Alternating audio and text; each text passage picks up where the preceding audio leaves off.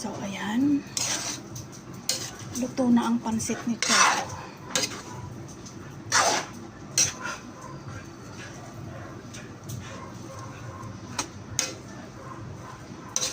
Yan. 2 years old na si Choco, guys. Kaya, pinagpansit ko siya.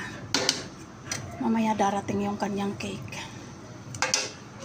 At since bawal sa kanila ang may timpla, ayan, nagbukod na ako ng para sa kanila mamaya na gulay.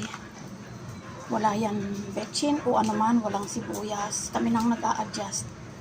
Meron yan atay at saka baboy, gulay. Yan, carrots, repolyo. Yan ay napakamasustansya para sa kanila. Yan, marami yan, guys.